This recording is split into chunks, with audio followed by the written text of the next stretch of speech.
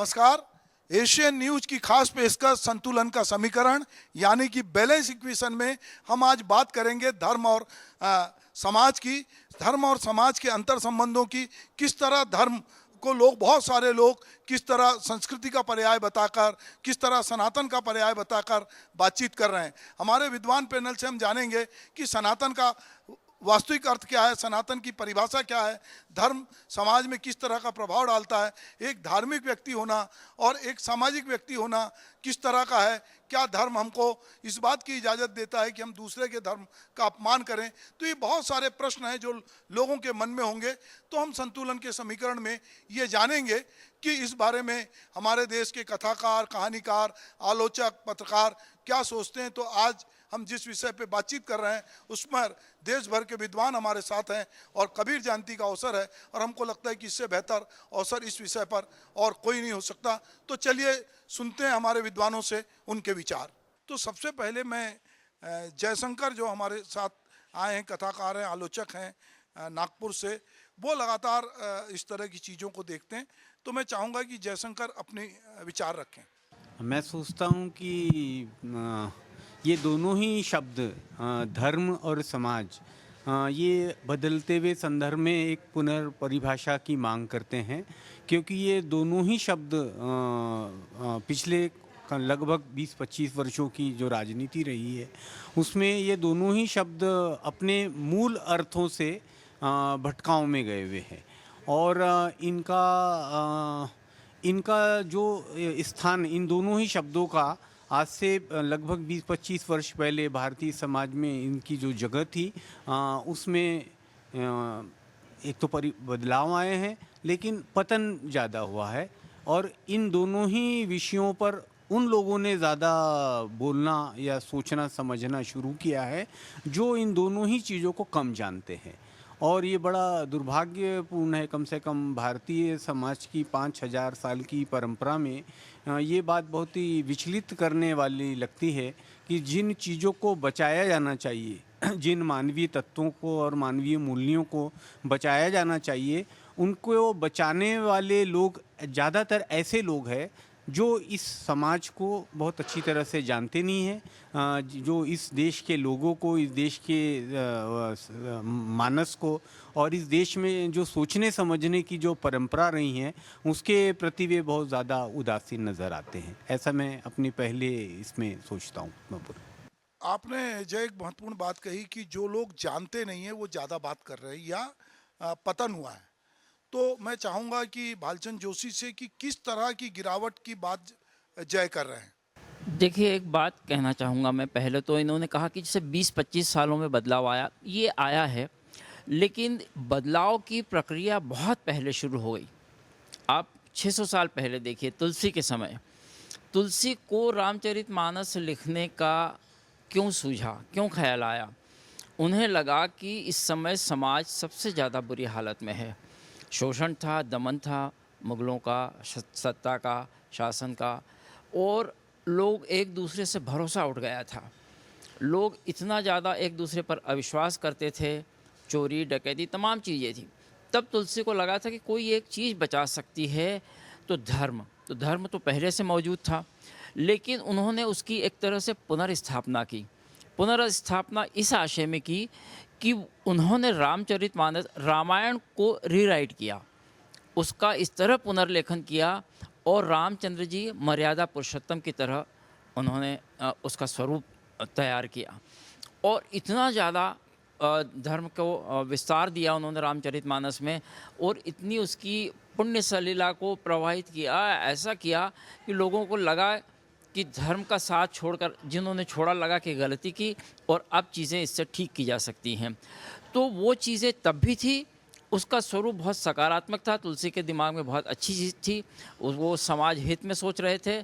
जैसे जैसे चीज़ें बदली, आज हम देखते हैं कि धर्म को हथियार की तरह, उपकरण की तरह, टूल्स की तरह इस्तेमाल कर रही सत्ता। कोई भी सत्ता हो, मैं ये नहीं कह रहा हूँ जो अभी है, हर किसी ने किया है, अपने तरह से इस्तेमाल किया।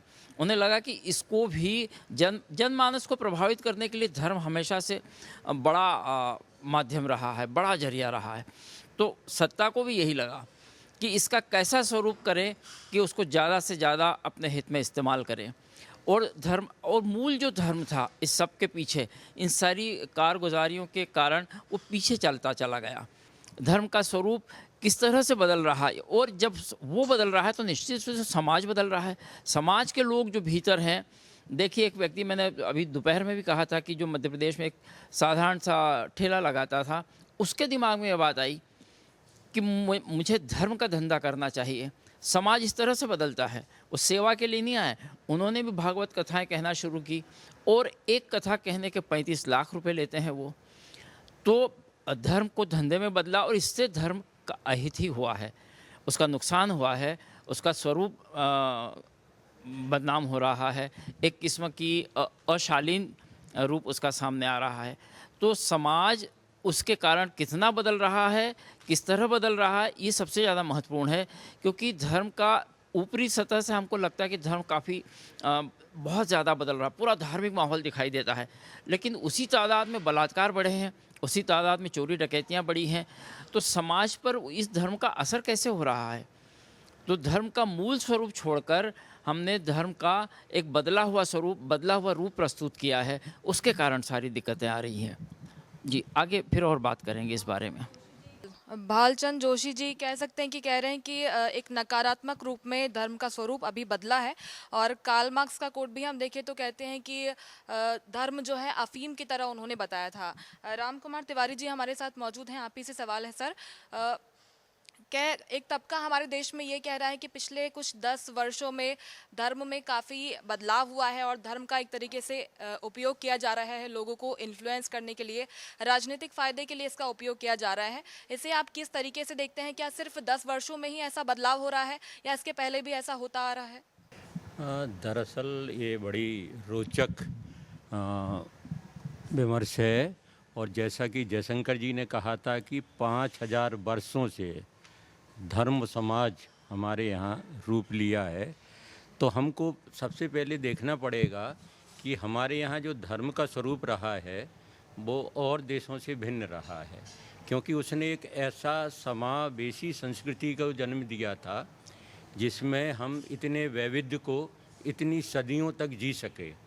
तो वो हवा में तो हो नहीं गया था, निश्चित उसके एक जीवंत स्रोत रहे होंगे।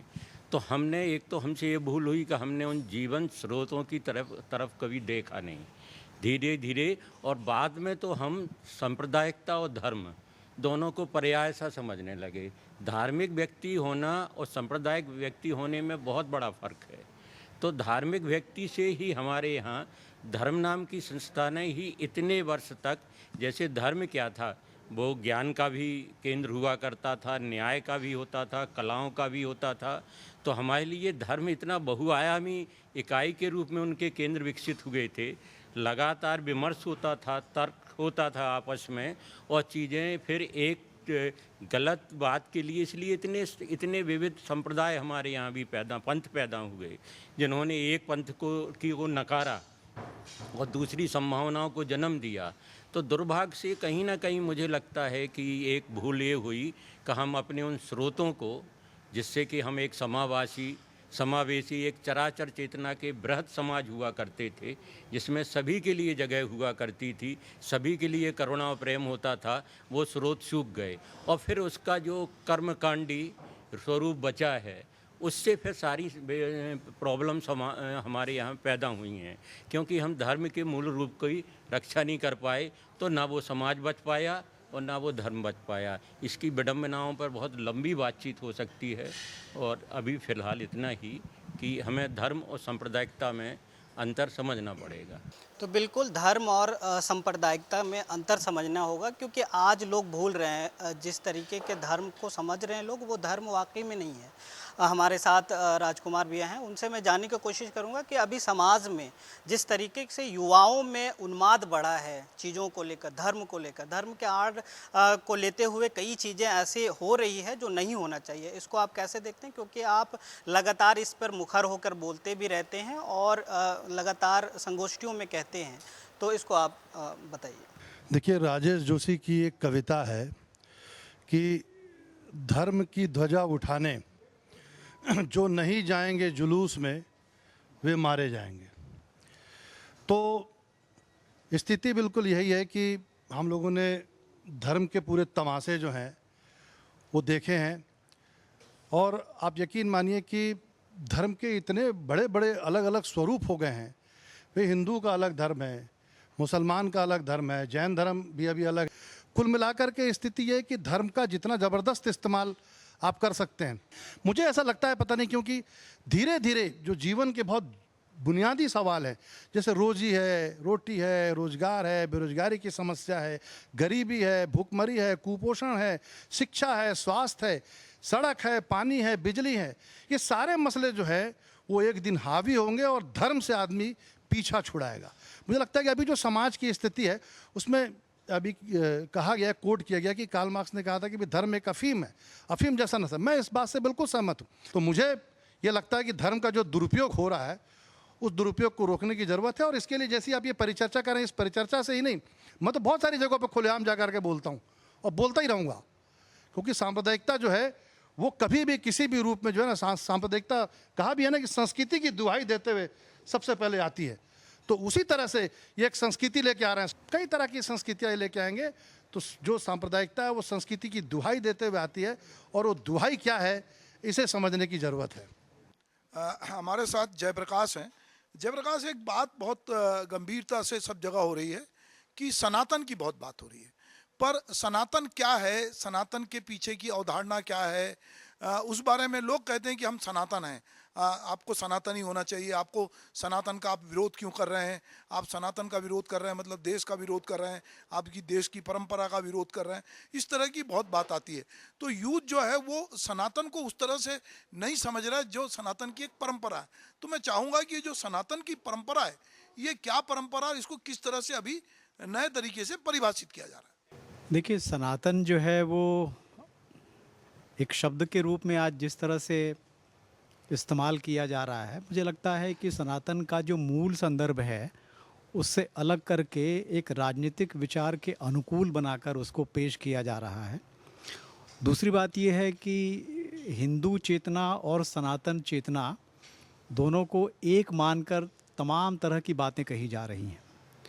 अगर हम इसकी बुनियाद में जाना चाहें, इसके मूल तत्व को समझना चाहें, तो मैं समझता हूँ कि धर्म और समाज के बीच जो रिश्ता बनता है उस रिश्ते की ही बुनियाद में हमको जाना पड़ेगा, और इसको समझने के लिए हमको सभ्यता की जो मानवीय चेतना रही है उसके विकास को यदि हम समझ लें तो सनातन का जो मूल अर्थ है उसको भी हम समझ सकेंगे।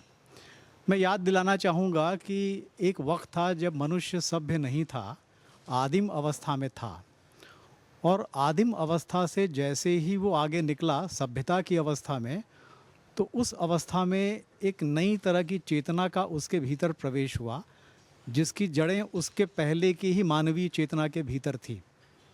और वो ये कि मनुष्य जो अभी सभ्य नहीं था वो प्रकृति के करीब था, बल्कि ये कहें कि वो स्वयं प्रकृति का हिस्सा था।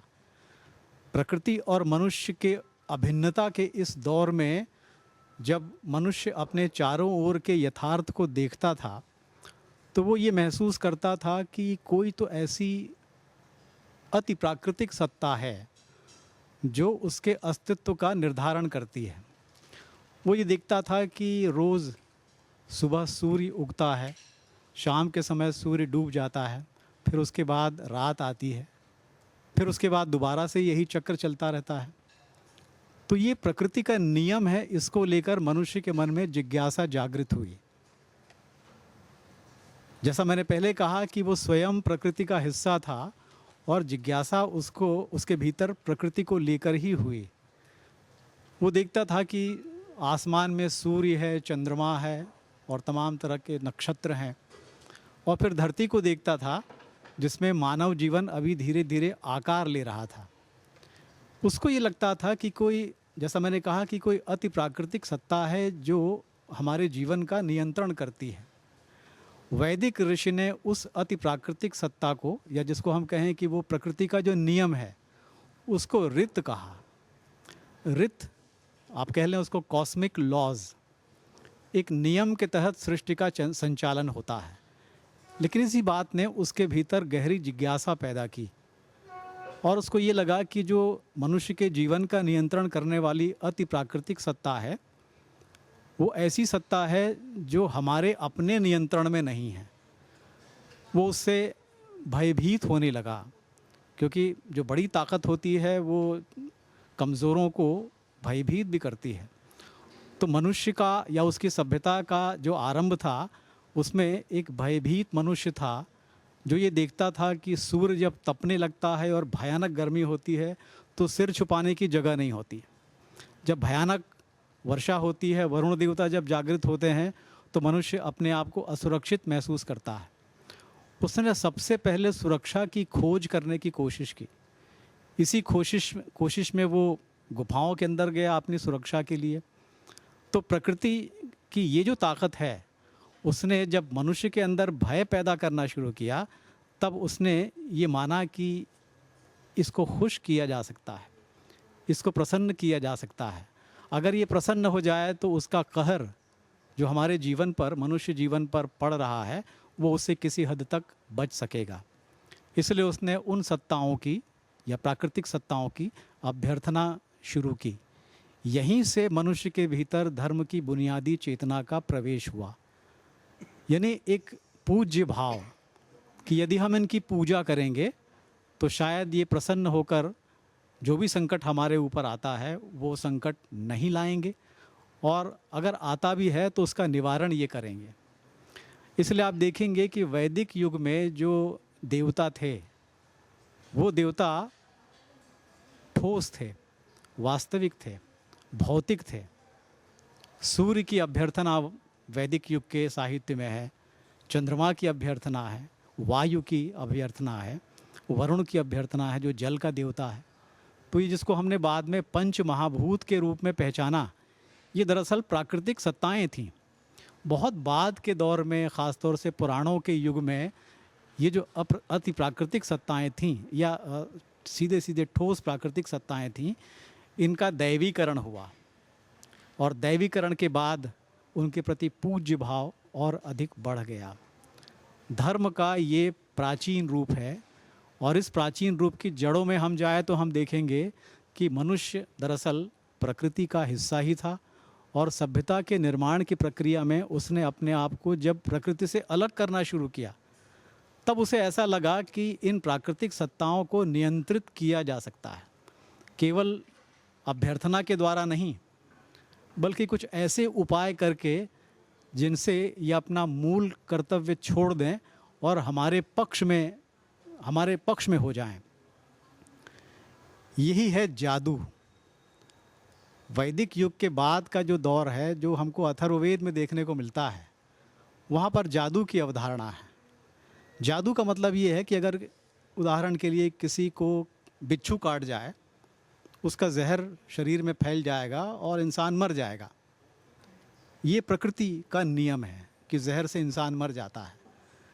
लेकिन उस युग में, उत्तर वैदिक काल में, ये अनुभव किया गया कि अगर ऐसा कुछ होता है तो उसको मंत्रों की शक्ति से नियंत्रित किया जा सकता है।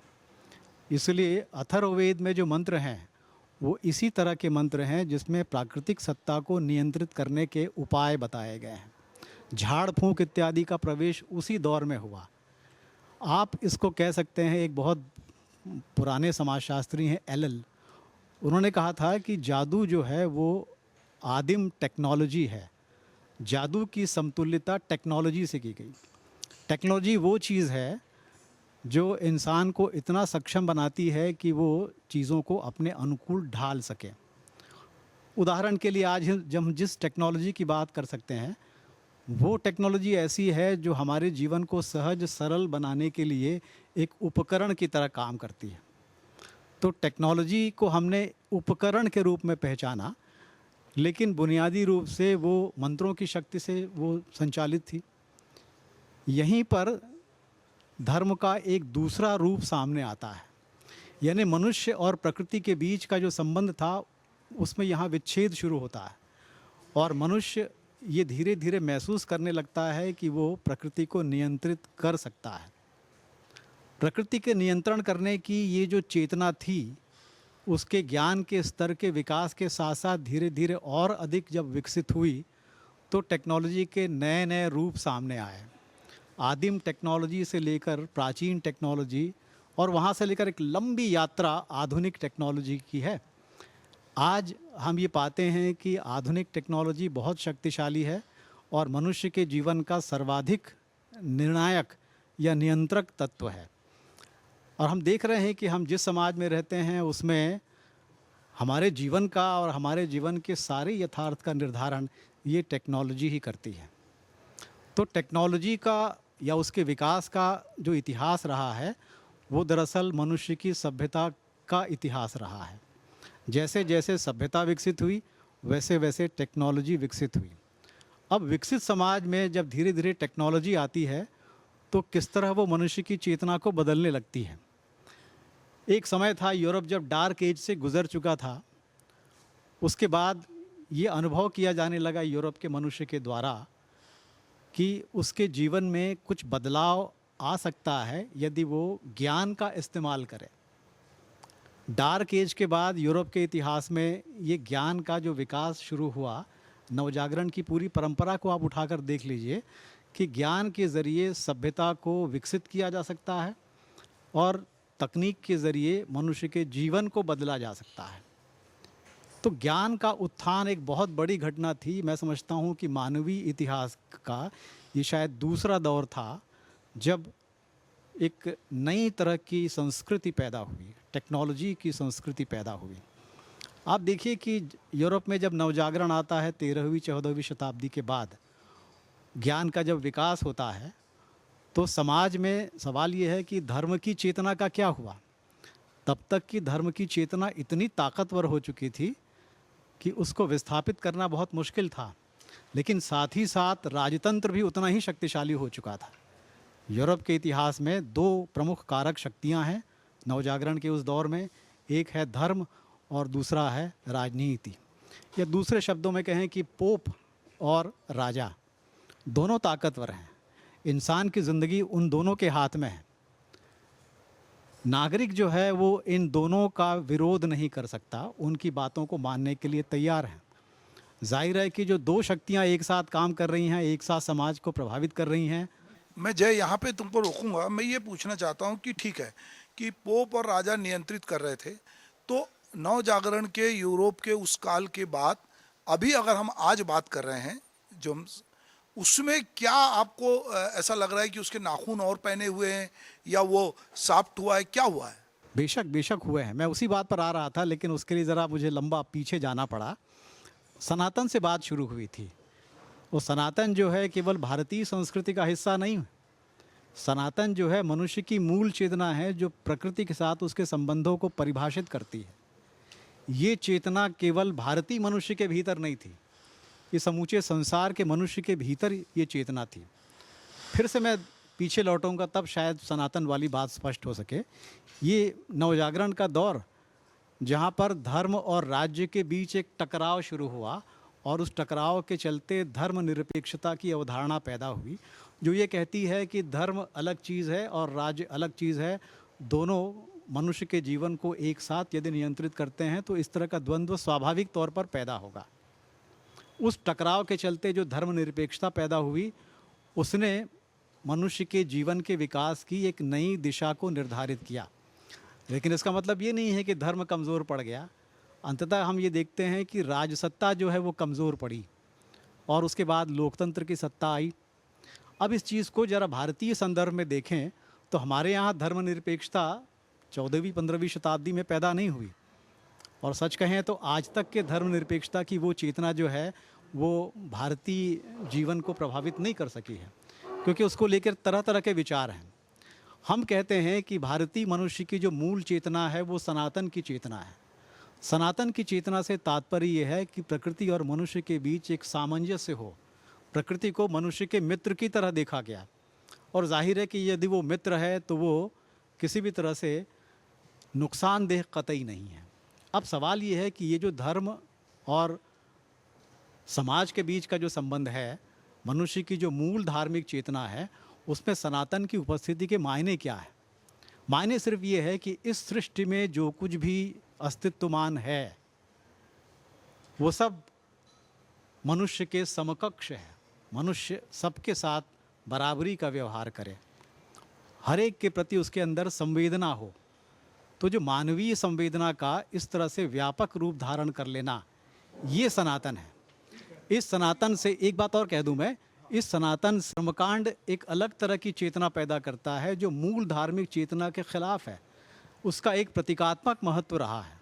मसलन हम पूजा करते हैं और पूरी भावना के साथ यदि पूजा करते हैं तो हम कभी किसी के खिलाफ नहीं हो सकते। सनातन कभी किसी के विरुद्ध नहीं होता। उसमें दरअसल एक सर्वात्म का भाव होता है कि संपूर्ण सृष्टि एक है और उस संपूर्ण एक सृष्टि में मनुष्य को उसके अंग की तरह होना चाहिए। किसी से कोई द्वैत नहीं, किसी से कोई विरोध नहीं। ये सनातन की बुनियादी चेतना है जिसको आज की हिंदुत्व चेतना में रूपांतरित कर दिया गया है। हिंदू धर्म की भी ये चेतना नहीं है जो इस रूपांतरित रूप में हमारे सामने दिखाई पड़ रही है। ठीक है। हमारे साथ कथाकार आनंद हरसुल हैं। निदा फाजली साहब का एक शेर है कि सबकी पूजा अलग अलग है, अलग अलग है रीत, मस्जिद जाए मौलवी और कोयल गाए गीत। दरअसल हम बात कर रहे हैं धर्म और समाज की। तो अभी हमारे बहुत सारे वक्ताओं ने अपने अपने ढंग से समाज और धर्म की व्याख्या की है।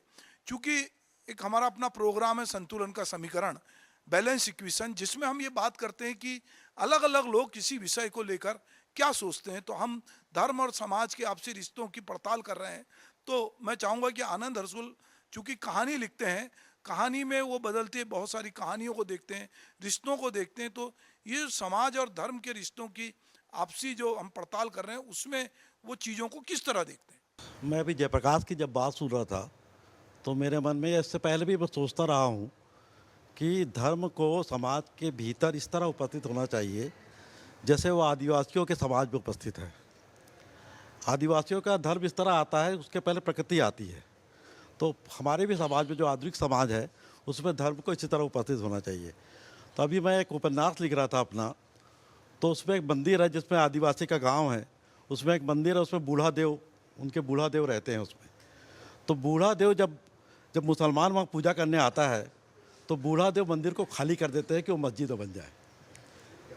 और जब वहाँ पे ईसाई पूजा करने आता है तो बूढ़ा देव को लगता है कि अब मुझे मंदिर खाली करने की ज़रूरत नहीं है, मैं ईसा मसीह बन जाता हूँ, जिससे वो अपनी प्रार्थना कर सके।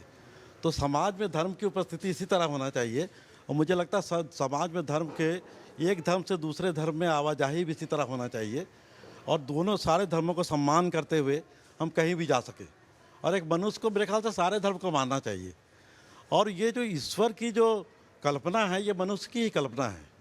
असल में ईश्वर तो प्रकृति, जो जय बोल रहे थे कि सूर्य, चंद्रमा, समुद्र, ये सब हम जिसको वायु जिसको आवाहित करते हैं हम, ईश्वर उस तरह से हमारे सामने प्रारंभिक रूप से उपस्थित हुआ। बाकी जो ईश्वर जो है वो गढ़ा गया, मनुष्य नहीं उसे गढ़ा। तो एक ईश्वर, एक मनुष्य का जो एक ईश्वर है, दूसरे मनुष्य का जो दूसरा ईश्वर है, ये हमें सोचना चाहिए कि दो ईश्वर है अलग अलग, वो क्या एक दोनों के विरोध में हैं एक दूसरे के, या दो अलग अलग हैं। मेरे को लगता नहीं कि ईश्वर जो कल्पना में है वो इस तरह अलग अलग होगा, क्योंकि समाज ईश्वर को इस तरह सोचता है, इसलिए समाज का इस्तेमाल राजसत्ता या जनसत्ता, राजसत्ता इसलिए करती है कि वो उसका इस्तेमाल कर सके इस समाज का। अगर समाज इस तरह नहीं सोचेगा, ईश्वर को अपने तारतम्य के साथ, आवाजाही के साथ लेगा उसको, तो राजसत्ता समाज का इस्तेमाल, अपने ईश्वर को इस्तेमाल समाज के लिए नहीं कर पाएगा। ठीक कह रहे हैं कि ईश्वर को लोग अपने अपने तरीके से देखते हैं। हम जिस समाज में रहते हैं वहाँ एक कहना चाहिए संप्रदाय या एक वर्ग ऐसा है, ईश्वरी ब्रह्म कुमारी प्रजापति समाज, जो कहता है कि सारे लोग जो हैं ब्रह्मा की संतान हैं और इसलिए वो पति पत्नी को भी भाई बहन में तब्दील कर देता है। कहता है कि आप चूंकि एक ब्रह्म की संतान है। चूंकि हमारे देश में तरह तरह के लोग मानने वाले हैं, हमारे देश में हमेशा से रहा है। कबीर कहते हैं कि मोको कहाँ ढूंढे रे बंदे, मैं तो तेरे पास, ना तो कोनो क्रिया कर्म में ना ही योग बैराग में, खोजी हो ही तो तुरंत ही मिलिए सब सांसों की सांस में। अब सवाल ये है कि बहुत सारे धर्म हैं, उसकी अलग अलग विधियां हैं, अलग अलग तरह से लोग उसको मान रहे हैं, पर अंततः जब धर्म की बात होती है तो ये लिखा जाता है कि मजहब नहीं सिखाता आपस में बैर करना, ये भी लाइन लिखी गई है। पर हम ये देख रहे हैं कि धार्मिक सत्ताएं इसमें बहुत सारा हस्तक्षेप करती हैं और अपने अपने झंडे बुलंद करती हैं। मैं चाह रहा था कि जयशंकर कुछ इसमें हस्तक्षेप करना चाह रहे थे। हाँ, कोई बात नहीं, तो मैं आप कहना चाहते हैं, बहरहाल आप बात करेंगे। मेरे साथ और दो अतिथि हमारे हैं। सोम गोस्वामी जो हैं वो लगातार बहुत सक्रिय रहते हैं, तो मैं चाहूँगा कि वो भी बहुत संक्षेप में जो कुछ बातचीत हो रही है उसमें यदि वो इनपुट डालना चाहते हैं, क्योंकि ये बैलेंस इक्वेशन है। हम एक पक्षी बात नहीं कर रहे हैं, सबको अपनी अपनी बात कहने का हक है। इसलिए मैं चाहूँगा कि सोम गोस्वामी अपनी बात रखें। भारत का समाज हो या दुनिया कोई भी समाज, धर्म जो है ईसा के 600 साल पहले समाज को संचालित और नियंत्रित करता था। आज उसकी स्थिति वैसी नहीं है। आज राजनीति और अर्थ जो है पूरे समाज को संचालित और नियंत्रित करता है। जैसे एक ने कहा कि धर्म अफीम है, कार्ल मार्क्स ने सिर्फ इतना नहीं कहा है, उसके बाद कहा है कि धर्म जो है असहाय व्यक्तियों का की आत्मा का आर्तनाद है। अब आप सोचिए कि धर्म उस समय क्या स्थिति में था। जैसे रामचरितमानस की बात की जाती है, रामचरितमानस सिर्फ दो ही चीज़ की बात करता है, मर्यादा की और पिता की आज्ञा पालन की। इसीलिए वो गांव के अनपढ़ लोगों तक पहुंचा। लेकिन आज धर्म की जो स्वरूप है वो बिल्कुल बदल चुका है। समाज का जैसे जैसे विकास होता है, सारे मूल्य, सारे आदर्श, सारे नियम, सारे मान्यताएं बदलती हैं।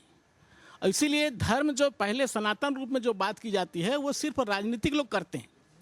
सनातन की कोई आज की मान्यता के आधार पर यदि आप बात करेंगे तो समाज के उत्पादन की शक्तियों का जैसे जैसे विकास होता है, उत्पादन के संबंध भी वैसे बनने चाहिए। और उत्पादन संबंध वैसे नहीं बनते तो उत्पादन में पठार आ जाता है। इसलिए मैं कहता हूं कि आज धर्म जो है व्यक्तिगत आस्था की चीज़ है। यदि आप उसको सार्वजनिक करेंगे, सड़क पर ला देंगे तो धर्म नहीं है, वो धंधा बन जाता है। वो राजनीति जो है उसको विकृत करके अपने हित में इस्तेमाल करना चाहती है। और इस देश में पूरे राजनीतिज्ञ लोग, जो लोग धर्म को भी मानते हैं, मैंने शंकराचार्य जी से बात की कि आपका आश्रम जो है कि परिक्रमा नेता क्यों नहीं करते, आप नेताओं की परिक्रमा क्यों करते हैं, आप मुख्यमंत्री और शिक्षा मंत्री के यहाँ क्यों रुकते हैं। तुम ठीक कहते हो बेटा, किंतु आज की ज़रूरत है। अभी जब एक साथी ने बताया कि 35 लाख रुपया लेके वो आदमी जो चाय बेचने वाला था वो भागवत कहता है, तो जो भागवत का संचालन करते हैं, संयोजक होते हैं, वो 1 करोड़ रुपया कमाते हैं। तो क्यों नहीं करेंगे। जब तक जनता विचारहीन रहेगी, राजनीतिक चेतना से विहीन रहेगी, उस देश को वो लोग राजनीतिक चेतना से विहीन करना चाहते हैं। वो मंदिर मस्जिद बना सकते हैं, वो राम मंदिर बना सकते हैं, और समाज में इधर सत्तामी समाज के गिरोधपुरी में कुतुब मीनार ऊंचा बना सकते हैं। किंतु समाज कितना 1 इंच ऊपर उठा है, क्या उनका नैतिक स्तर 1 इंच ऊपर उठा है। समाज तो गड्ढे में जा रहा है। समाज इसलिए गड्ढे में जा रहा है, इसलिए हम छाती पीटने की जरूरत नहीं। समाज के उत्पादन की शक्तियों के विकास के साथ साथ जैसे उत्पादन संबंध बनने चाहिए थे वो नहीं बन रहे। उसके लिए साजिश पूरा साम्राज्यवादी ताकतें कर रही हैं, पूंजीवादी ताकतें कर रही हैं, पूंजी और बाजार कर रही हैं। तो जो बात साहित्यकार लोग कर रहे हैं, राजनीतिक लोग कर रहे हैं, उनको समझने की जरूरत है कि हमारे देश ही नहीं दुनिया के समाज का विकास, इसीलिए फासिज्म बढ़ता है, इसीलिए राष्ट्रीय सांस्कृतिक राष्ट्रवाद बढ़ता है, और इसीलिए राजनीतिक रूप से हिंदुत्व की बात सावरकर करते हैं। ये ऐसा नहीं है, साधारण चीज़ नहीं है। ये सब प्रगति को रोकने वाली ताकतें हैं, समाज के परिवर्तन को रोकने वाली ताकतें हैं। ये जनता के जो शोषित तबके हैं उनको और कमज़ोर करना चाहते हैं, उनको अधिकार विहीन करना चाहते हैं। इसलिए धर्म सिर्फ व्यक्तिगत आस्था की चीज़ है। यदि कोई करना चाहता है तो अच्छी बात है, और नहीं करना चाहता है तो उसमें कोई बुरी बात नहीं है। जैसे मैं मांस नहीं खाना चाहता तो नहीं खाता, उसमें कौन सा तर्क वितर्क की बात है। तो ये अपने अपने व्यक्तिगत आस्था की चीज़ है। धर्म को सिर्फ सड़क की चीज़ नहीं होनी चाहिए और सार्वजनिक नहीं होना चाहिए। जी बिल्कुल। अब मेरा सवाल योगेंद्र चौबे जी से कि संस्कृति के क्षेत्र में धर्म की घुसपैठी बढ़ता जा रहा है, तो इसको लेकर आप संस्कृति से काफ़ी समय से जुड़े हैं, तो किस तरह से देखते हैं आप। देखिए, आज कबीर जयंती है और हम कबीर को याद कर रहे थे। कबीर के साथ हम परसाई जी को याद कर रहे थे। साधो देखो जग बोराना, ये तब से गा रहे हैं। सांस कहे तो मारन धावे झूठे जगपति आना। ये कब से बातें चली आ रही हैं, कबीर से लेके आज तक धर्म की बात को लेके, राजनीति की बात को लेके, धर्म और राजनीति की साठगांठ को लेके बहुत अच्छा व्यंग्य है हरिशंकर परसाई जी का, जिसको हमने खेला भी था, वैष्णव की फिसलन। अगर आप देखें वैष्णव की फिसलन में तो बड़ा अच्छा उसमें बताते हैं कि एक वैष्णव जो है वो होटल खोलता है और होटल खोलने के बाद में फिर चलता नहीं है, तो फिर वो कहता है कि नहीं, आप इसमें कुछ मांस मुद्रा भी आप इसमें रखिए, और फिर वो भी करता है, और सारा चीज़ जो है वो भगवान उसके सपने में आते हैं। मतलब बड़ा इंटरेस्टिंग ये है कि सब कुछ जो है हम भगवान के नाम पे जो है कर रहे हैं, कि भगवान उस वैष्णव के सपने में आते हैं और कहते हैं कि आज भगवान आए थे और उन्होंने बोला कि हाँ, तू अपने धंधे के लिए कर, तू अपने धंधे के लिए कर। और जब बड़ा आलीशान बन जाता है, सब कुछ होता है, तो उसका उद्घाटन जो है वो किसी राजनेता से कराते हैं। तो धर्म, बाजार और राजनीति ये आपस में कैसे तीनों जो है वो मिलते हैं। अभी आप बात कर रहे थे कि धर्म की पुनर्स्थापना की आप बात कर रहे थे, जब तुलसीदास की बात करते हुए कि किस तरीके से तुलसीदास आते हैं और फिर से रामायण को रामचरितमानस के रूप में लेके आते हैं। आज कुछ ऐसा करने की ज़रूरत है, लेकिन अभी दिक्कत ये हो गई हमारे समाज में कि हम धर्म के नाम पे भी हम अपने धर्म गुरुओं की नहीं सुन रहे हैं। हम उन आश्रमों के जो धर्म गुरु हैं, हम उनकी बात नहीं सुन रहे हैं। हम उनकी बात सुन रहे हैं जो जिनको बाजार ने बाबा बनाए हैं, या हम बात कर रहे हैं धर्म के नाम पे हम अपने नेताओं को जो है वो सुन रहे हैं। बड़ा ताज़ा उदाहरण है राम मंदिर का। मेरी उत्सुकता थी अयोध्या जाने की, मैं बनारस गया था, बनारस से मैं अयोध्या गया देखने के लिए। अंदर फ़ोटो लेना मना है, आप कैमरा लेके नहीं जा सकते हैं, तो हमने वहाँ के गार्ड को पटाया कि भैया एक फ़ोटो खींच दें हमारी, तेरे से आपके पास कैमरा होगा। तो कहना ये चाहते हैं कि हमने हिंदुस्तान के अंदर, आपने देखा होगा कि 22 जनवरी में हमने पूरे हिंदुस्तान में ध्वज फहरा दिया। लेकिन अगर हम आज एक और बड़ा शब्द आया, सनातन परंपरा, सनातन धर्म, और अगर मैं सनातनी परंपरा की ही अगर इन्हीं के शब्दों में अगर मैं उसी शब्द को मैं पकड़ लूँ, तो आज आप देखेंगे कि मंदिर के अंदर ध्वज होना बहुत ज़रूरी है और शिखर होना बहुत ज़रूरी है। जिस बात को लेके हमारे जो चारों शंकराचार्य हैं इस बात को बड़ी प्रमुखता से कह रहे थे, लेकिन ये जो व्हाट्सएप यूनिवर्सिटी है उसमें लगातार उनके विरोध चले जा रहे थे और उनको लगातार जो है वो हिंदू विरोधी और भाजपा विरोधी और सब कुछ कहना जो है वो शुरू किया जा रहा था। इस दौर में हमें ये देखना पड़ेगा कि हमारा नैतिक मूल्य कहाँ जा रहा है और कितनी चीज़ें घट रही हैं और किस रूप में चीज़ें जो है वो घट रही हैं। तो ऐसे समय पे हम जैसे लोगों की ज़्यादा मुझे लगता है कि ज़रूरत होगी लोगों तक बात पहुंचाने की कि धर्म क्या है, राजनीति क्या है और इन दोनों का तालमेल से कैसे बचना चाहिए। अभी धर्म जो है वो निश्चित रूप से वो मेरी आस्था का केंद्र है, मेरा निजी वो है कि मैं किस रूप को मानता हूँ, कैसे मानता हूँ। तो मुझे लगता है कि गहरे हस्तक्षेप की ज़रूरत है धर्म और राजनीति को समझने के लिए और उसे समझाने के लिए। ठीक है योगेंद्र, आपने कहा, मैं जयशंकर के पास जाऊंगा। सरकार इस समय जो पर्यटन है पूरी दुनिया में, उसमें अगर हम हिंदुस्तान की बात करें तो ये बात कही जा रही है कि धार्मिक पर्यटन जो है और सांस्कृतिक पर्यटन जो है इसको बढ़ावा देने की बात कर रही है। बहुत सारे देश में जो बड़े बड़े मंदिर हैं उसके कॉरिडोर बनाए जा रहे हैं। अयोध्या का ये आलम है कि वहाँ पर लोग जा रहे हैं, वहाँ पर इतनी भीड़ हो गई है कि लोगों को आना जाने में दिक्कत हो रही है, होटलें ठीक से नहीं मिल रही है। उज्जैन का ये हाल है। उज्जैन का ऑटो वाला इस बात से खुश है कि उसको धंधा मिल रहा है, होटल वाला खुश है कि उसको धंधा मिल रहा है। तो देश में एक अलग तरह का धार्मिक पर्यटन बढ़ावे की बात कर रहे हैं और ये कह रहे हैं कि हम इसको बहुत आगे ले जाएंगे। तो एक तरफ जनता जो है हमारी, जो लोग हैं जो धर्म को मानते हैं, वो धीरे धीरे समाज बहुत धर्म की तरफ जोड़ रहा है। दूसरी तरफ एक बौद्धिक समाज है जो कई बार धर्म की जो ताकत है उसको खारिज करता है और वो भी खारिज हो गया है। जिसने इस देश में, जैसे गांधी हैं, गांधी ने इस देश को इस तरह समझ लिया था कि वो उनका वैष्णवजन जो था वो अलग किस्म का था। वो भी राम की बात करते थे, वो अपने आप को हिंदू बोलते थे, पर वो अभी के हिंदू नहीं बोलते थे। पर अभी जो बहुत ऐसी ताकतें हैं जो ये तय नहीं कर पा रही, और खास करके मैं कांग्रेस की बात करूंगा कि कांग्रेस ये नहीं तय कर पा रही कि वो अगर एक आदमी भभूत लपेट के खड़ा और उसके सामने आप राम नाम जप रहे हो तो उससे कैसे मुकाबला करोगे। ये मतलब कांग्रेस के साथ या बाकी लोगों के साथ भी संकट है कि ना तो खुल के समर्थन कर पा रहे हैं ना खुलकर विरोध कर पा रहे हैं। इसको आप किस तरह से देखते हैं? हम लोग धर्म और समाज के अंतर संबंधों के संदर्भ में बात कर रहे हैं तो हमको एक बात बिल्कुल भी नहीं भूलना चाहिए कि इन सब चीज़ों के पीछे एक साम्यतिक चेतना नाम की भी चीज़ होती है, क्योंकि धर्म भी जो है एक किसी सभ्यता के अंश के रूप में आता है।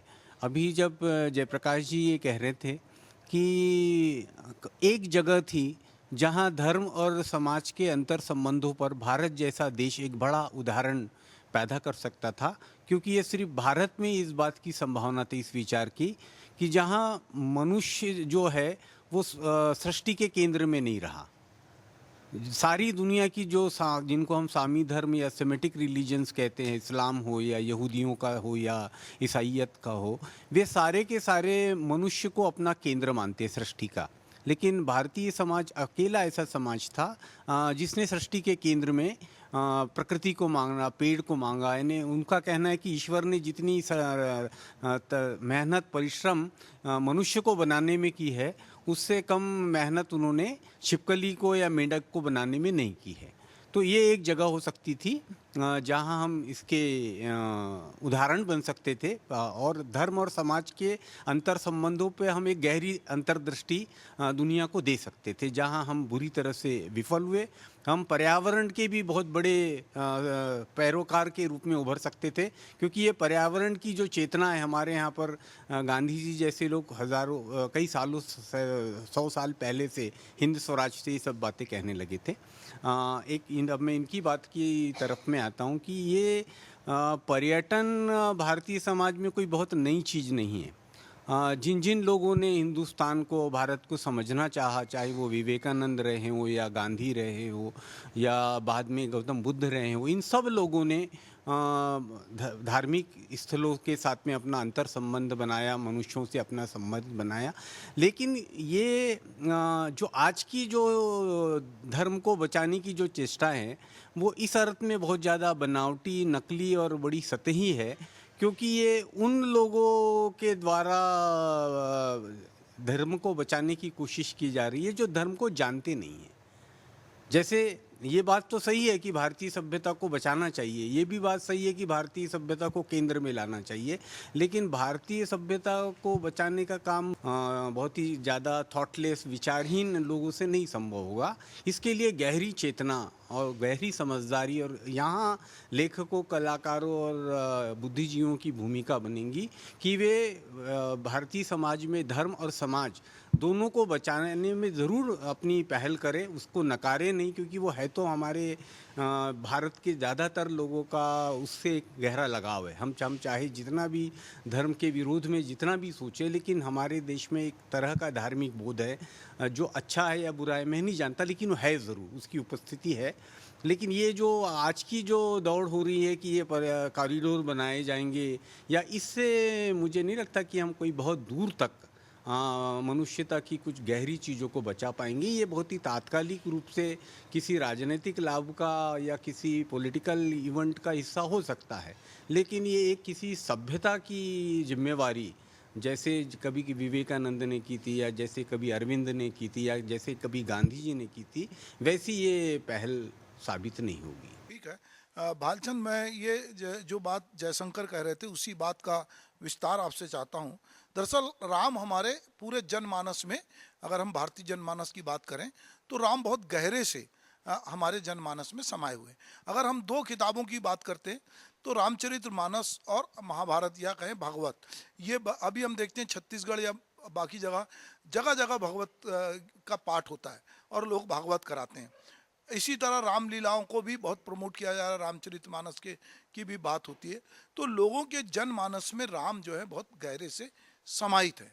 पर हम ये देखते हैं कि जो राम है वो एक मर्यादा पुरुषोत्तम है, पर जो उनका नया नरेटिव बनाया जा रहा है जिस तरह से राम का, उसको और ये भगवान के बाकी स्वरूप को और जो कुछ समाज में घटित हो रहा है धर्म के नाम पर, उसको जो बातचीत अभी हुई उसको संक्षेप में आप किस तरह से देखते हैं? ईश्वर को हमारे यहाँ जिस तरह से प्रस्तुत किया जा रहा है वो उसका मूल स्वरूप नहीं है। मैंने जो मर्यादा पुरुषोत्तम की बात कही थी, हम जिस रूप को तुलसी ने स्थापित किया, इतना विराट रूप दिया, इतना विराट कि आप देखिए तुलसी की रामायण दुनिया भर की सारी भाषाओं में अनुवाद हुआ है। ये धर्म के पक्ष में एक बड़ा काम था, बड़ा काम था। लेकिन धर्म का फिर भी तुलसी के समय तक आप देखिए कि करुणा, परोपकार, जनहित, वो सारी चीज़ें मौजूद थी। वो इसे धर्म के पर्याय की ही तरह देखा जा रहा था। अभी मैं देख रहा था कि बहस धर्म और समाज से हटकर ईश्वर तरफ चली गई। ईश्वर और धर्म दोनों अलग अलग चीज़ें हैं, हम दोनों को आपस में नहीं मिला सकते हैं। ईश्वर ज़रूरी नहीं है कि जो बहुत धार्मिक आदमी हो वो बहुत आस्तिक भी हो। ईश्वर बिल्कुल अलग चीज़ है, धर्म अलग है। धर्म का जो मूल स्वरूप है, मैंने जैसे बताया कि करुणा, परोपकार, जनहित, संवेदनाएं, ये सारी चीज़ें उसमें समाहित थी। 5000 साल पहले से समाहित थी, आज भी है, वो नष्ट नहीं हुई। उसका स्वरूप बदलता चला गया, और किस तरह बदला, सबसे महत्वपूर्ण बात यही है। जैसे पर्यटन की बात सुभाष जी ने कही, तो आप पर्यटन को देखिए कि धार्मिक पर्यटन ही शब्द अपने आप में बहुत अश्लील है, क्योंकि पर्यटन में मनोरंजकता है, रंजकता छुपी हुई है। आप उसको पर्यटन से कैसे जोड़ सकते हैं धर्म को? या ईश्वर को ही, चलिए ईश्वर को मानते हैं तो ईश्वर को आप पर्यटन से किस तरह जोड़ेंगे? वो तो बहुत ही फिर बात वहीं आई जिसकी मैं कहता हूँ कि आप धंधेबाज हो गए हैं, धंधे की बात कर रहे हैं कि पर्यटन से पैसा आएगा तो ईश्वर का माध्यम हो गया पैसा कमाने का हमारे लिए। लेकिन इस तरह से धार्मिक पर्यटन पद स्वीकृत हुआ कि समाज में इसको लेकर कोई हलचल ही नहीं हुई, कभी स्वीकार कर लिया गया कि हाँ ठीक है, ये इसी तरह से है। और दूसरी बात मैं कहना चाहता हूँ कि हमारे यहाँ धर्म को संस्कृति में बदल दिया गया। जो भी बात धर्म के संबंध में सहमति असहमति बनती है, उसको तुरंत कह दिया जाता है कि यह हमारी संस्कृति के खिलाफ है। जैसे मैं बहुत धार्मिक हूँ, आस्तिक हूँ, लेकिन इसका अर्थ ये नहीं है कि मैं दूसरी तमाम चीज़ों से असहमति रखता हूँ। मेरी अपनी धारणाएं हैं, मेरे अपना सोच है, उन चीज़ों को लेकर मेरा अपना एक नज़रिया बनता है, तो वो अपनी जगह है, उसका सम्मान होना चाहिए। जितना सम्मान ये होगा कि मैं यदि राम के प्रति बहुत असीम श्रद्धा रखता हूँ, भक्ति रखता हूँ, तो हम सबका भी ये अपने आप कर्तव्य बन जाता है कि हम दूसरे धर्म के प्रति भी इतने ही सहिष्णु रहें। वो ठीक है, मैं भालचंद आपको रोकूंगा। ये बात होती है कि लोग कह रहे हैं कि बहुत सारे जो हिंदुत्व की बात करते हैं, उनका कहना है कि हिंदू धर्म बहुत लिबरल है, आप उसके ईश्वर के साथ मजाक कर सकते हो, उसके कार्टून बना सकते हो, आप उसको छेड़छाड़ कर सकते हो। वो लोग कहते हैं कि कभी इस्लाम के साथ करके देखो, कभी आप क्रिश्चियन लोगों के साथ करके देखो, आप बौद्ध के साथ करके देखो, तो वो आक्रामक हो जाएंगे। ये बार बार आरोप लगता है, और कहते हैं कि आप उनकी आलोचना नहीं करते, आप जो है ये आलोचना करते हैं। राम कुमार, मैं आपसे चाहूँगा कि ये भी बात बहुत जनमानस में बहुत गहरे से बोली जाती है। दरअसल जब हम धर्म इस तरह से तर्क के साथ बात करने लगते हैं और एक दूसरे को उदाहरण की तरह हर समय प्रस्तुत करने लगते हैं, तो हम सत्य से कहीं ना कहीं विमुख होते हैं कि हमको सिर्फ एक ओट चाहिए होती है अपनी बात को कहने की, और हम बात नहीं कहना चाहते, सिर्फ ओट चाहते हैं। तो ये उदाहरण सारे ओट की तरह आते हैं, ये मतलब उसकी आत्म से नहीं आते हैं। मुझे लगता है कि हमारे यहाँ, जो मैंने शुरू में भी कहा था, कि हम अपने होने के स्रोत तक विस्मृति में चले गए या वहाँ जाना ही नहीं चाहते। हमारे यहाँ दो मूवमेंट हैं, एक भक्ति आंदोलन का है। भक्ति आंदोलन में सभी जाति के और सभी निर्गुण और सगुण दोनों धाराओं के और पूरे देश के हर क्षेत्र भूगोल से लोग ने भक्ति काल में अपने संक्रमण को एक जागरण किया समाज को, और आज भी भारतीय जनमानस अपने सुख दुख में उस भक्ति काल के पदों को, उनके अभंगों को या गाता है और जीता है। तो जिसने इतने गहरे तक प्रभावित किया, उस भक्ति आंदोलन के पूरे मूवमेंट से, उसकी पूरी कविता से हमारा रिश्ता क्या रहा? एक चीज़ें अकारण कुछ भी नहीं होता है। अकारण तो ऐसा हम एक रुदाली का रूप रख लेते हैं, स्यापा करते हैं। चीज़ें बहुत बहुत ही धीरे धीरे धीरे धीरे हमारी क्षरण होता है और फिर एक विकट स्थिति आपातकाल में हम पहुंच जाते हैं। दूसरा, अभी अभी हमारी स्मृति का भारतीय जन्म गांधी हैं, तो गांधी ने वो करके दिखाया। उस समय सारी ताकतें थी, मुस्लिम लीग थी, हिंदू महासभा थी, यहाँ तक कि लेफ्ट का भी एक मूवमेंट था। तीनों को एक किनारे करके और उनने पूरे जनमानस को लेके और एक सदस्य समाज बनाया, एक समावेशी समाज बनाया। तो ये दो चीज़ों को हम जब तक एक संलग्नता से नहीं देखेंगे तब तक हम एक टुकड़े टुकड़े में बात करते रहेंगे, या हम एक तरह से उसी तरह से वो कथा की तरह, सत्यनारायण की कथा की तरह ही कहते रहेंगे उस इतिहास को, जो कि जो हमको उस तरह से बोध नहीं दे सकता है। जैसे गोविंद चंद पांडे जी ने एक बात कही थी भारतीय समाज के लिए कि ये समाज की सबसे बड़ी विशेषता है कि निरक्षर से निरक्षर आदमी भी आत्मसजग होता है। और उसका उदाहरण अभी अभी मिला है, इस चुनाव परिणामों में मिला है कि उस निरक्षर समाज ने अपनी उपस्थिति दर्ज कराई। तो हम कई बार तो हमें जो अहम हुआ है, चाहे तो वो ईश्वर नाम की सत्ता को अपदस्थ करने के लिए या जो ज्ञान का बोध होने से, तो हम अपने समाज से संबोधित ही नहीं हैं, है ना। तो इसके लिए हमको बहुत, और फिर उसकी अपनी आस्थाएं हमने देखा है। आस्थावान जो सच्चा गांव का आदमी है वो कभी भी ऋणात्मक नहीं होता है। जिस देश में, चाहे वो अमृतलाल बैगड़ जी हों, चाहे अभी अभी एक इसकी कथा देश में एक लड़की जो बिना पर्स के, बिना मोबाइल के, बिना पैसे के उसने पूरे भारत की यात्रा की, तो ये विश्वास भी है। और दूसरा ये है कि मॉब लिंचिंग हो रही है। तो जिस गांव में कोई भूखा नहीं सोता था, उस गांव में दूसरे के होने मात्र से शक करके हम उसकी हत्या कर देते हैं। तो इतना समाज में ये परिवर्तन क्यों आए हैं? कौन सी सभ्यता का विकास हो गया, कौन सी? तो हमें थोड़ा संशय, थोड़ा सा अपने को प्रश्नांकित करके, और हमें अभी कहीं ना कहीं मुझे लगता है कि गांधी के आत्म से हमें की ओर देखना होगा और प्रकाश लेना होगा। धन्यवाद। तो दरअसल आज ये विमर्श बहुत बढ़िया था, संतुलन का समीकरण।